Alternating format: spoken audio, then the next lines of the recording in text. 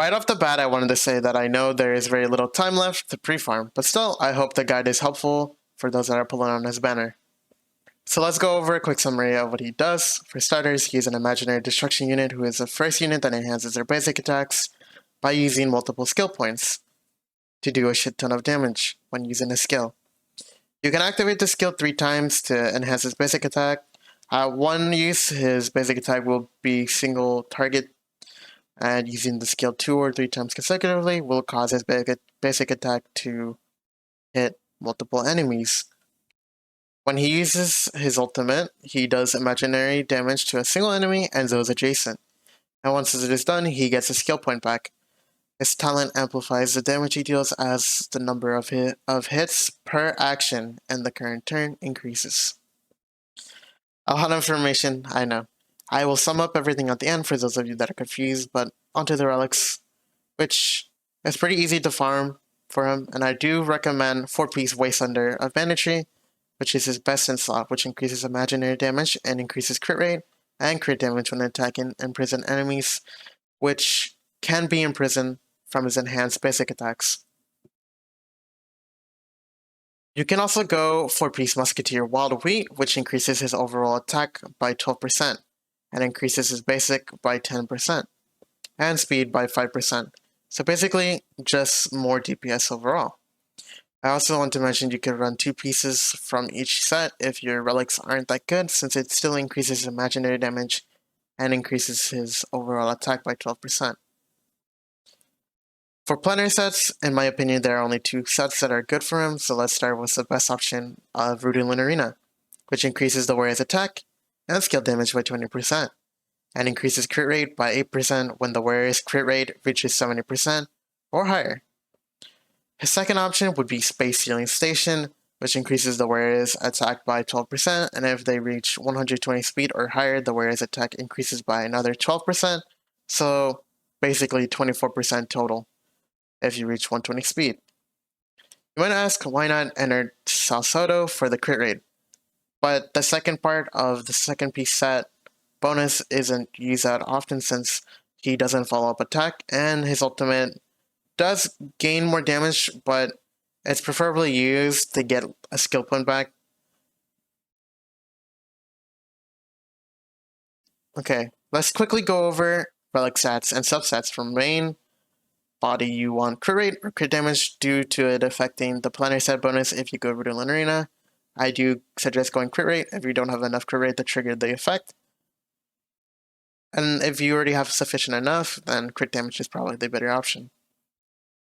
For boots, also known as feet, I recommend attack percent over speed due to needing your allies to attack to gain skill points prior, but I do recommend having him at 120 speed prior for Space Sealing Station set bonuses, and to at least be faster than most enemies.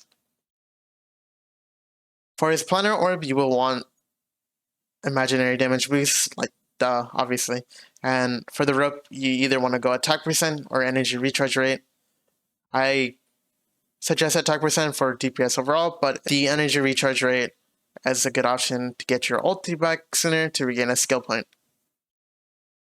For substats, you want crit rate and crit damage, attack percent, speed, and break effect. Alright, onto his Lightcones, which his best option will most likely be a signature Brighter Than the Sun, which we currently don't know what it does. So yeah, let's talk about the free-to-play options once. For 5-star rarity, Fall of an Aeon is the best for him, which increases his attack by 8% up to 4 times, and inflicting weakness break increases his damage by 12% for 2 turns. And you can purchase and superimpose via Herda's store.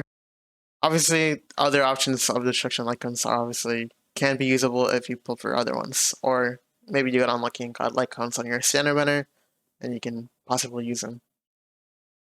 For 4 stars, Honor in the Blue Sky, which you get through pulling on banners, and it increases attack by 60%, and defeat an enemy increases crit rate by 12% for 3 turns. For 3 stars, Collapsing Sky is the best option, and you get it via gacha pulls on banners, and it is easily superimposable, and it increases skill damage and basic attack by 20%, and at Superimpose 5, it is by 40% instead of 20. Just to get this out of the way, for those wanting to get Eidolons, his E2 gives value, but the best value is obviously E6, I suggest spending at your own risk, so you don't end up broke, so please be wise as you're spending.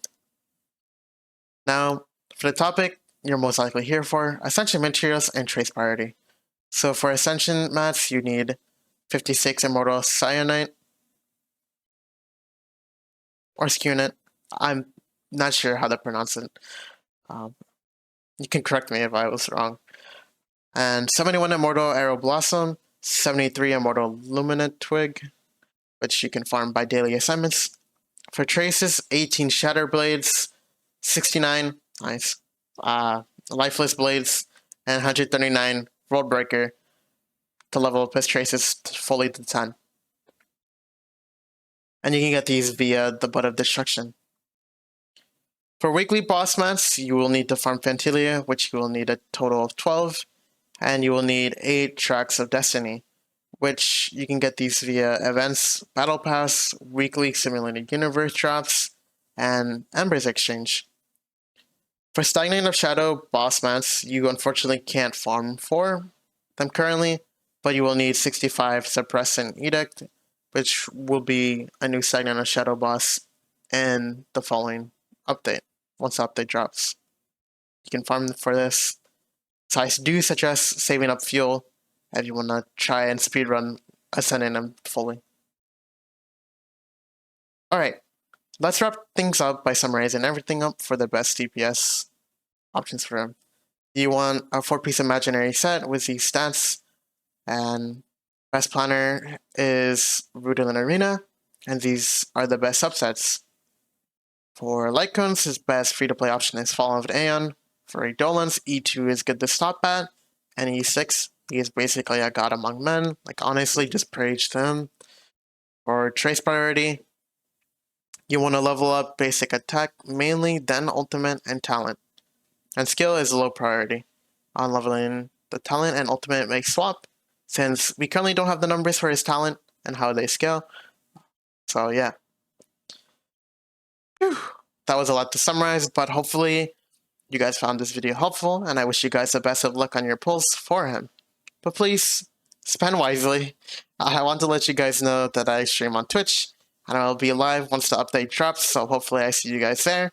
And if you enjoyed the video, leave a like and subscribe for more Honkai videos. And I will see you guys in the next video. Peace.